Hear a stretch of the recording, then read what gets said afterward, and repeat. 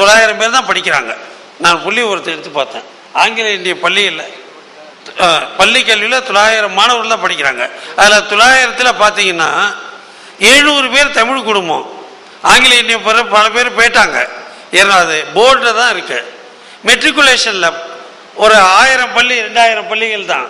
அங்கே எண்ணிக்கைன்னு பார்த்தால் அரசு, ஊராட்சி, நகராட்சி 90 விழுக்காடுக்கு மேலே படிக்கிறாங்க. முதல்நிலை மேல்நிலை கல்வி வந்து ஒரு இதெல்லாம் +2 அப்போ வரப்போ கூட 88 விழுக்காடு தமிழ் மொழியில் தான். இன்னும் சொல்ல போனால் அண்மை காலமாக வருகிற புள்ளி விவரங்கள் மருத்துவக் கல்லூரியில் அதிகமாக இப்பொழுது ஒரு 5 ஆண்டுகளாக தமிழ் மொழியில் படித்து பாடத்திட்டத்தை படித்தவங்க தான் மருத்துவக் கல்லூரியில், சென்னை மருத்துவக் கல்லூரியில் அதிகமாக வந்து சேர்றாங்க. நீங்கள் கூட பார்த்துருப்பீங்க, இந்த ஆண்டு 10 மாணவர்கள் முதல் மருத்துவக் கல்லூரியில் பாட்டுறவங்க சென்னையை சேர்ந்தவங்க 1 தான். மீது 9 வெளியூருக்காரங்க தான். அதில் 7 பேர் தமிழ் வழி கல்வி பயின்றவங்க தான். இன்ஜினியரிங்கில் எடுத்துக்கிட்டால் கூட 10. மேல்நிலை 10வது வகுப்பில் அதிகமாக படிக்கிறவர் தேர்ச்சியில் எண்ணிக்கலாம் அதிக மதிப்பெண்களை பெறுவங்க தென் மாவட்டங்க தான். விழுப்புரம் கடைசியாக இருக்கு. நம்ம நண்பர் சொல்லுவார்கிட்ட திருவள்ளூர், சென்னைக்கு பக்கத்தில் இருக்க திருவள்ளூர் கூட பின்தங்கி இருக்கு. தமிழ்நாடு திட்டக்குழு இது போன்ற புள்ளி விவரங்களை எந்தெந்த பள்ளி கல்வியில் எங்கெங்கே வீழ்ச்சி அடைந்திருக்கிறது நாங்கள் தேர்ந்து பார்த்தா தமிழ் மொழிக்கு எங்கே யாரால் ஆபத்து வருதுன்னா தமிழர்களால் தான் ஆபத்து வருது.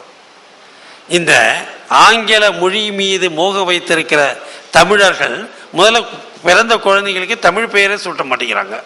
பள்ளிக்கூடத்தில், கல்லூரியில் படிப்புக்கு, வேலை வாய்ப்புக்காக ஒரு ஆங்கில மொழியை படித்தார்களானா பரவாயில்ல.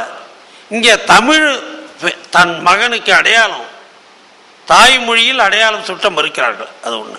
இது தமிழர்களிடம் இருக்கிற குறையாக நான் யாரையும் மேலாதிக்கம்லாம் இருக்குது. ஜப்பானுக்கு நான் போயிட்டு வந்தேன், இவர்கிட்ட சொன்னேன்.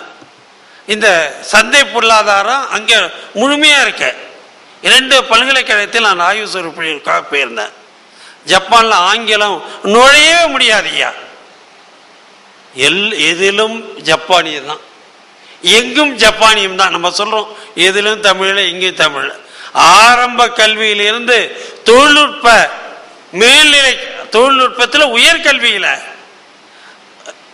இங்கே பேருந்து நிலையமாக இருந்தாலும் சரி, வணிக வளாகமாக இருந்தாலும் சரி, அது எப்படின்னு கேட்டால் அவர்கள் கட்டுப்படுத்தியிருக்காங்க, ஆங்கிலத்தை நுணுக்கி வச்சிருக்காங்க, ஜப்பான் மொழியை உயர்த்தி படிச்சிருக்காங்க. சீனாவை கூட இன்னைக்கு இந்த முதலாளித்துவ பாதையில் போய் ஆங்கில மொழி முகத்தில் திருப்பி நுழையுது. இருந்தாலும் 40 கோடி மக்கள், நான் சொன்னேன்னு இந்த கணினி வழியாக கையாளுகிறவர்கள் 10 மொழியில் ஜப்பான் 10வது இடத்துல இருக்கு. 10வது இடத்துல இருக்குன்னா ஜப்பானுடைய மக்கள் தொகை 10 கோடி மக்கள். ஆனால் கணினி வழியாக பார்க்கறது பார்த்தா புள்ளி உரம் 11 கோடி. அப்போனா வெளியில் இருக்கவங்களுக்கு அந்த தொடர்பு வழியாக இந்த 1 கோடி இருக்கு. கட்டாயமாக அவங்க ஜப்பானில் நீங்கள் பதில் எழுதினாதான் அவங்க பதில் எழுதுவாங்க, வணிக நிறுவனமாக தான், அரசு நிறுவனமாக இருந்தாலும். இது சந்தை பொருளாதாரத்தில் நடக்கிற இது ஒரு நிகழ்வு. சீனாவில் 40 கோடி மக்கள், அவங்க சீனத்தில் முழுமையாக சீனம்தான் இடம்பெறுது. இந்தியாவில் நம்ம பல மொழி குடும்பங்களை, பல மொழிகளை, இந்த அட்டவணையில் இருக்கிற மொழிகளெல்லாம் இன்னும் ஆக்கலாம். தொழில்நுட்பம் வந்துடுச்சு. இப்போ மத்திய தேர்வாணையம் நடத்துகிற தேர்வுகளில் தமிழை வழியாக எழுதுகிறவங்க 3 விழுக்காடு தான். அதுக்கு போதிய ஆதரவு இல்லை. ஆனால் இந்தியை வைத்து எழுதுகிறவங்க 41 விழுக்காடு. அதாவது முதல் தாள் இருக்கிறது, நுழைவுத்தாள். நுழைவதற்கு ஒரு தேர்வு நடத்துகிறார்கள். அந்த முதல் தாள் இந்தியிலும் ஆங்கிலத்திலும் வழங்கப்படுகிறது. 2வது தாளும் 2வது தேர்வில், முதல் தேர்வில் வெற்றி பெற்றவர்கள் 2வது தேர்வுக்கு வராங்க. அவங்களுக்கு முழுமையாக இந்தியில் எழுதி இங்கே தமிழை கற்றுக்கிறாங்க. இங்கே இருக்கிற இப்போ கூட இங்கே உட்கார்ந்துருந்தார் ஒரு மூத்த IAS அதிகாரி. அவர் தமிழில் தான் பேசுவார் என்கிட்ட. அவர் சர்தார்ஜி. அவர் இங்கே நான் இன்னும் சொல்ல போனால் இந்திய ஆட்சி பணியில் இருக்க வடநாட்டு ஆட்சி பணியாளர்கள் தமிழில் நல்லா பேசுறதுக்கு விருப்பப்படுறாங்க. இன்னொரு புள்ளி விவரத்தை சொல்கிறேன். 30,000 தொழிலாளர்கள் சென்னையில் மட்டும் பீகார் ஒரிசா பீகார்லேருந்து வந்து கட்டிட தொழிலாளர்கள் இன்றைக்கி சென்னையில் இருக்காங்க. எல்லாம் தமிழ் படிக்கிறாங்க, தமிழில் தான் பேசுகிறாங்க. இன்றைக்கு தமிழ் வந்து இப்போ என்னென்னா நம்ம கொஞ்சம் பொருளாதாரத்தில் வளர்ச்சி அடைந்து மேலே வந்துட்டதுனால அவங்க வந்து இங்கே தமிழை படிக்கிறாங்க, இந்திக்காரர்கள் தமிழை படிக்கிறாங்க. அதனால் நம்ம கூட இந்தியை கட்டாயப்படுத்தணும்னு சொல்றது அவசியம் இல்லாமல் போயிடுச்சு. நம்ம வந்து அது ஒரு தேவை, வேலை வாய்ப்பு மொழியாகனா வடநாட்டுக்கு போனால் வேலை வாய்ப்பில் 6 மாதத்தில் இந்தி கற்றுக்க போகிறோம். இப்போ ஒன்றுமே தெரியாத கட்டட தொழிலாளி அங்கு இந்தியில் மூன்றாவது வகுப்பு கூட படிக்காதவர்கள் இங்கு வந்து தமிழை கற்றுக்கொள்ளுகிறார்கள், தமிழை பேசுகிறார்கள். எனக்கு கூட ஒரு நண்பர் சொன்னார், என்னுடைய மகனை தமிழ் தான் படிக்க சேர்த்திருக்கேன்னு சொன்னார், ஒரு ஒரிசாகர் நண்பர். அந்த அளவுக்கு மாற்றங்கள் தமிழில் நடந்துகிட்டு இருக்கு. ஆனால் நாம் சொல்வது என்னவென்றால், இங்கிலாந்திலேயே 18ஆம் நூற்றாண்டிலே தான் ஆங்கிலம் நாடாளுமன்ற மொழியாக ஆச்சு. எப்படின்னா கட்டாயப்படுத்தினாங்க. இன்னும் சொல்ல போனால் நீதிமன்ற மொழியாக ஆங்கிலம் லத்தீன் தான் இருந்தது. 18ஆம் நூற்றாண்டு தான் ஆங்கிலம் கட்டாயப்படுத்தினாங்க, கட்டாய சட்டமே ஏற்றிருக்காங்க. அப்போ அங்கே இருக்க வழக்கறிஞர்கள் பிடிவாதமாக லத்தீன் மொழியில் தான் நாங்கள் இருப்போம்னு சொன்னாங்க. இன்னும் சொல்ல போனால் பல பேர் ஃப்ரெஞ்சில் தான் கோர்ட்டு லாங்குவேஜாக இருந்தது. நீதிமன்ற மொழியாக இங்கிலாந்தில் பிரெஞ்சு இருந்தது.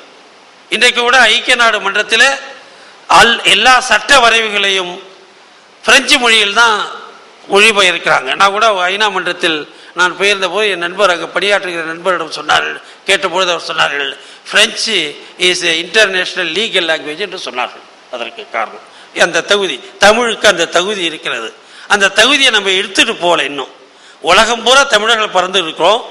ஆனால் தமிழ் மொழியில தமிழர்களே தமிழ் மொழியை தாழ்த்துகிற மனப்பாதை யாரை குறை சொல்வது என்று என்னை பொறுத்தவரை நாம் ஆதிக்கம் செலுத்துவதை பெற அடிமையாக இருக்கிறோம்.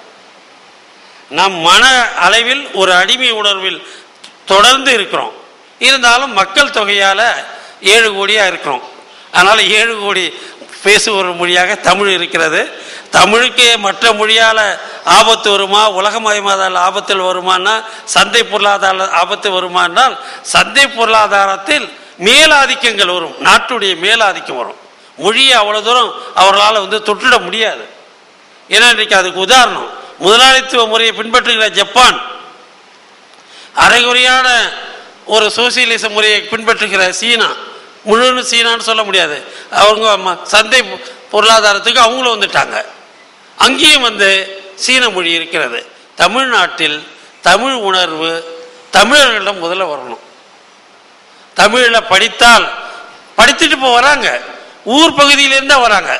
நகர்ப்புறத்தில் இருக்கவங்களுக்கு தான் இந்த மிடில் பூர்ஷ்வாஸ்ன்னு சொல்லுவாங்க, அது மாறி அவங்களுக்கு பணக்காரனுக்கு இருக்கிற அந்த மன இயல்பை விட நடுத்தரத்தில் இருக்கவனுக்கு இருக்கிற இந்த மனப்பான்மையும் மன இயல்பு தான் தமிழை தாழ்த்தி வருகிறது என்று நான் என்னுடைய தனிப்பட்ட கருத்தாக நான் முன்வைக்கிறேன்.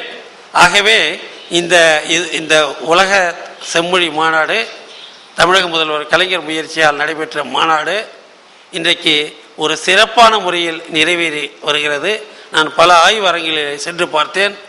மிக சிறந்த முறையில் இந்த ஆய்வரங்கத்தில் கருத்து பரிமாற்றங்கள் எல்லாம் நடந்து வருகின்றன. இந்த கருத்து பரிமாற்றங்களை இந்த அமர்வில் பங்கு பெற்றவர்கள், பார்வையாளர்களாக இருந்தவர்கள் இந்த உணர்வை ஏந்தி நீங்கள் சமுதாயத்துக்கு எடுத்து சென்றால் நாம் நிச்சயம் வெற்றி பெறுவோம் என்று கூறி விடைபெறுகிறேன். நன்றி.